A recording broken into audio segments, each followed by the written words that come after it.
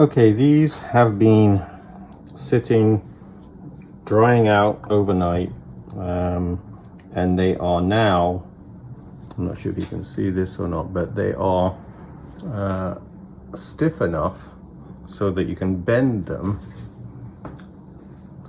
I can bend them, but they're stiff so you can't dent them easily, at least. So now is when the time I put stencils on. So I have some whales cut out of newsprint here. I dip them in water and simply place them down. The paper will enlarge, but with the water application, so you have to be a little careful because you can get wrinkles. So as I put one down, I put the next one down, and then I watch them, and I'm getting ready to go back and just put my fingers across the stencil length of it to get rid of any wrinkles. If you have thin stencils, it's really difficult, like things with legs. These are not so bad.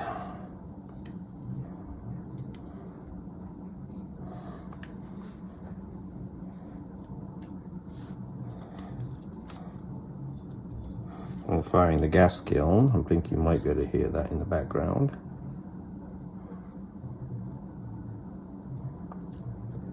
So just run your finger back over the surface as they get a bit drier from the water soaking into the clay.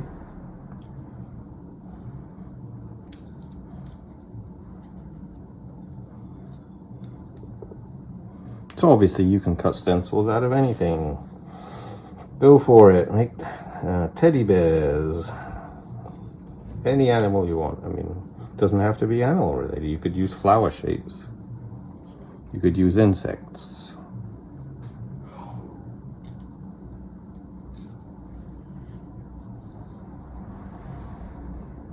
And obviously try to use something that is making a sort of an emotional connection with your local community too.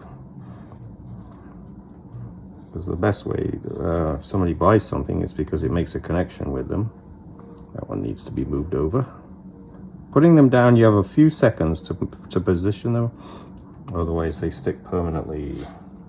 And now I could stencil all the way down to the center if I wanted to. I mean, may as well, I guess, to put a few down there. But I'll put a spiral in so I don't want to go too far down. That wouldn't make any effect, I guess, but I already have something down there that... In my other videos you see with some other animals, cats, horses, dogs, I actually put down layers and layers of stencils and it gets really complicated. But this is very simple. Some of the pieces I do take days to actually complete. Alright, so we've got stencils everywhere. We didn't need to do that. I also think, like, you know, less is more sometimes. Especially if you have to think about financial implications of putting work into something. You are making a piece more expensive the longer it takes for you to make it.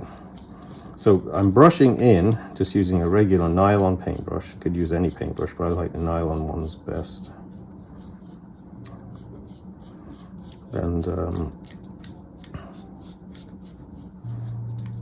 And don't brush towards the edge of the stencil, brush from the center of the stencil out.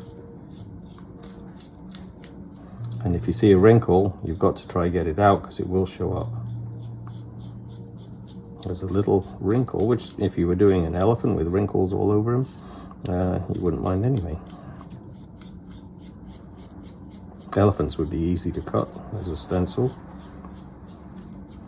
You can cut with an X-Acto knife, and you can use scissors if the stencil is simple enough. I know that everybody tells me to use a laser cutter now, which is a cry-cut machine. But I don't do enough of these to justify learning how to use one of those.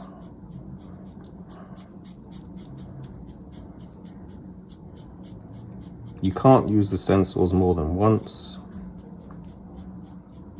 If there's too much water here, it will move the stencil too, so be careful not to put too much pressure on when you see a lot of water at the stencil. And that's it. just check over. I tried, if there's any surface water, I try to brush it in to the actual wall of the piece. Not putting much pressure on because I don't want to use the edge of a paintbrush to catch it into the clay and make a mark, so be careful. And that's it. And next you have to, oh, there was a wrinkle. There you go. I'm brushing it out. See, it appeared, I'd already been over that at least twice, and I still caught a wrinkle appearing.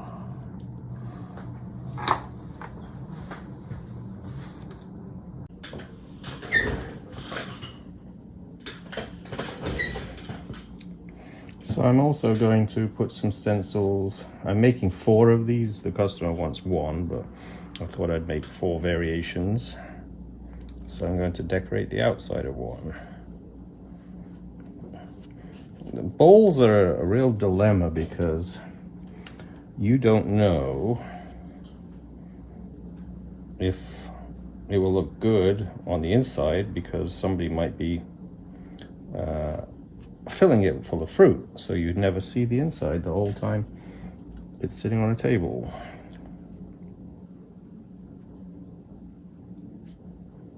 So they might prefer it to be decorated on the outside, whereas I actually think the best is that when it's decorated on the inside because you can see it, but then people want to use it, so they're going to cover that up.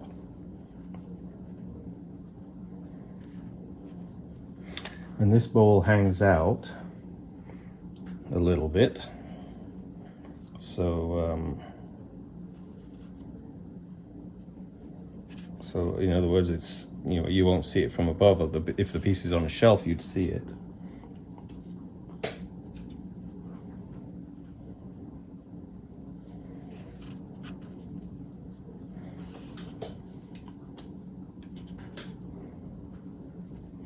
By the time you wet it and then put it down, a few seconds have gone by, so it tends to, the wrinkles don't appear as much, but I'm sure when I turn this around again, I'll probably find some wrinkles, because this is a little bit harder for me to see the wrinkles develop when it's being turned away from me.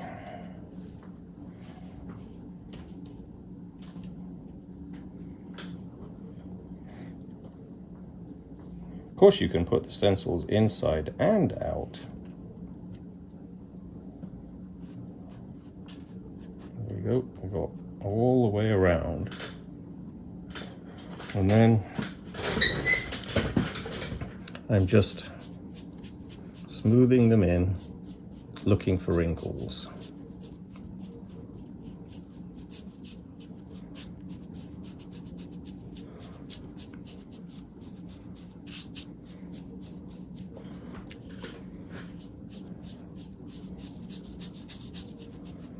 We've had 5 solid days of rain, so we're really hoping that the southwest, which has all the forest fires, is actually starting to get under control. They said it hadn't spread any further, but there's still lots of fires burning as of yesterday. And we've had inches of rain, so it takes a lot to put a fire out.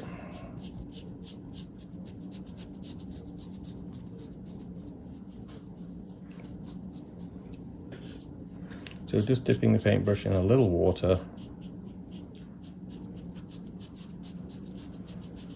to, almost pulled the mouth off the whale. Got to be careful. If it gets dry on the brush, you will pull the stencil up again. And that's that. So it's decorated on the outside. Just check it, make sure there's no wrinkles. If you can hold it with the light going across the piece, you can often see them a little better. I think that looks pretty good now. So now I just have to paint the background color on, which is what I call my Nova Scotia Mist Dark Blue. So I'll show you what that's like. I'm just going to use a brush. And so it's going to be a bit messy at the first.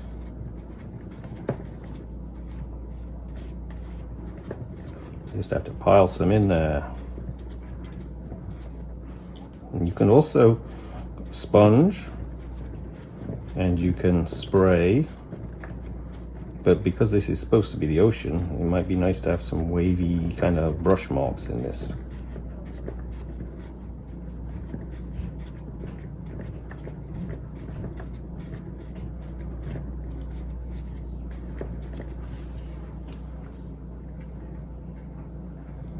Now you don't want to get it too thick, because you can end up with little cracks appearing where the slip gets too thick, because this is a fritted slip, it's not pure clay.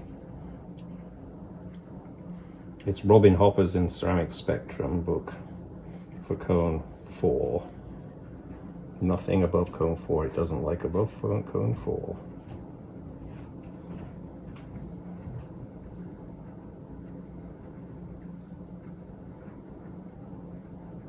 I'm gathering the bit that's in the corner because that's where it likes to be thick, and now I'm pushing that extra slip towards the center. And this is a nice Japanese brush. It hasn't been losing hairs for a while, so let's hope it continues that way. And then let go very evenly right to the center point. Oh, and it dripped right at the last minute, so I have to go that right at all over again.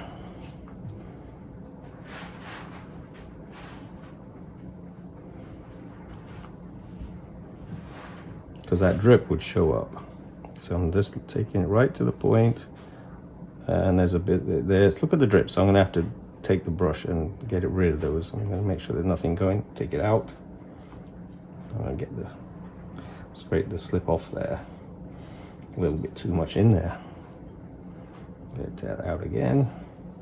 And now, hopefully, the drip won't occur.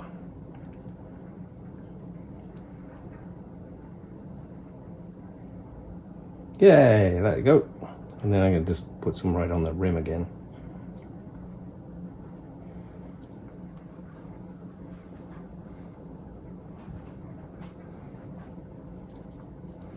And try and get a bit more up in that corner, right on top. I seem to see a little bit of white still showing through.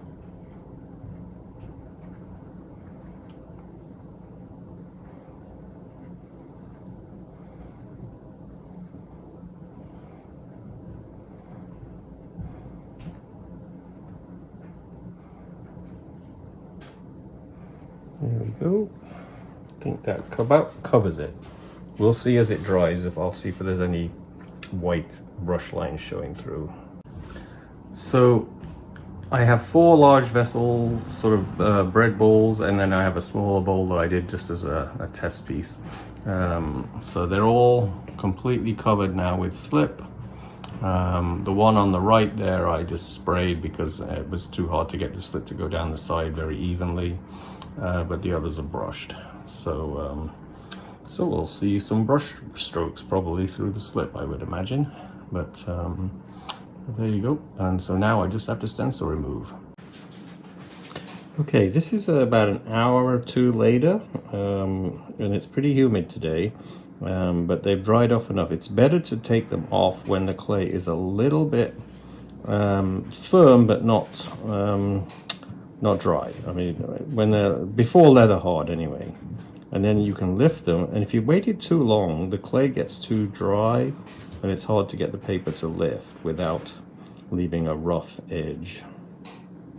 So you try to take them off when the clay is, it's obviously so soft that if I marked it, it would actually make a fingerprint. So that's a good way of telling. But this way it leaves a sharp edge, but if you touch the clay, you will actually leave a fingerprint. So you've got to be careful not to. It's always fiddly using paper stencils.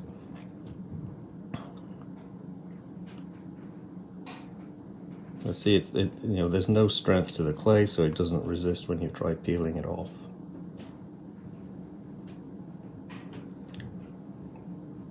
The slip is basically 40%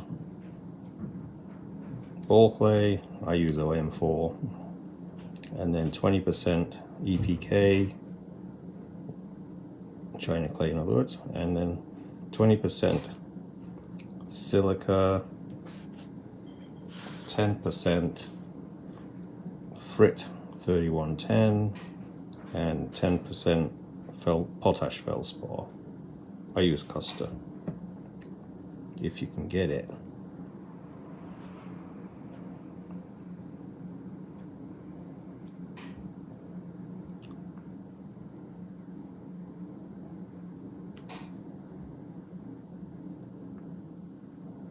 And like I say, it's not, you can't use these stencils again because they just end up tearing, and they're covered in clay anyway. You'd have to wash them out. So you may as well just cut more. It doesn't take long. So there we go. It's a pod of whales. Now when you do the inside of one of these, you can leave it till it's a bit drier, or you can try doing it at this point, but you cannot let the paper drop back down or touch the wet clay.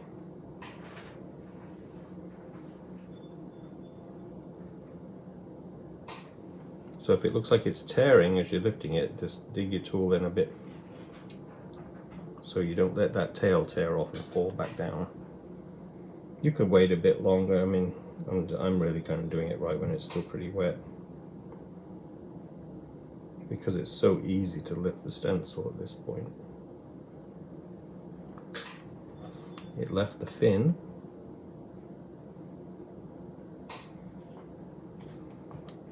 I keep a sponge next to the, so I can wipe the sharp point.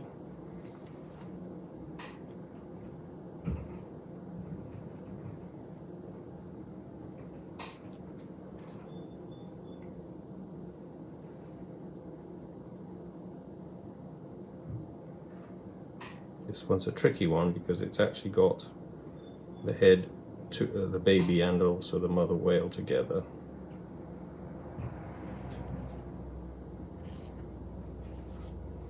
And there's a little gap between the two bodies, and you can just see that little bit there, and it kind of looks a bit like a mistake, so I probably will take that out. Negative spaces when you're cutting stencils can have a totally different meaning from what you think.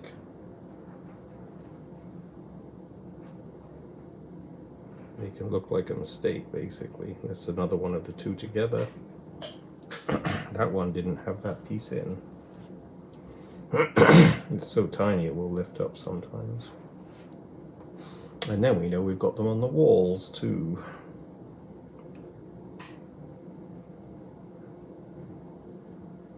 So try to make sure you've really got a good grip of the actual piece of paper. And that, I think you slipped there. I might try and take that out later on. It looks like a piece of paper was left in that location, but I think it might actually be the slip that lifted a bit, which I'll need to get out. If the slip is, it's probably a piece of paper just torn off there a little bit. But that's what you have to watch for.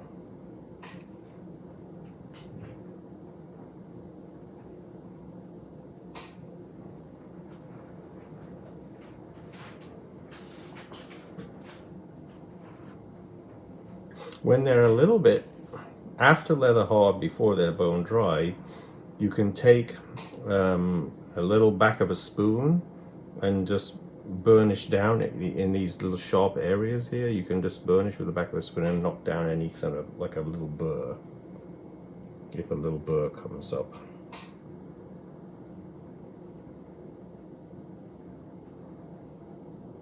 And this is the one where the two of them together again. And it left the body of the baby whale.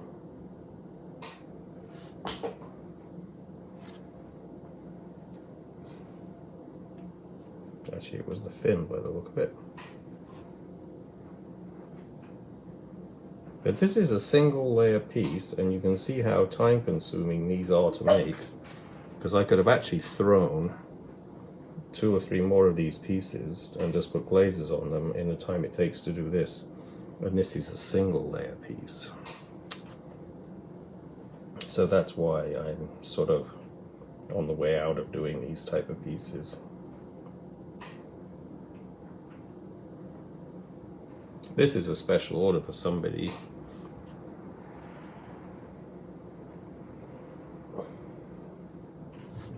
I usually do it when people ask me to make something I've made in the past. I'll usually do it for them. I just like to make people happy.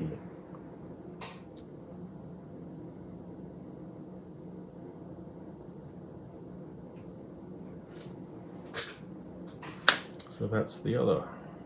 So I have a couple of areas that I've got to pay attention to, just here, just there, and I'll use that back of a spoon, as I said, just to press that back down, but after they're leather hard, so past leather hard, before they're fully dried.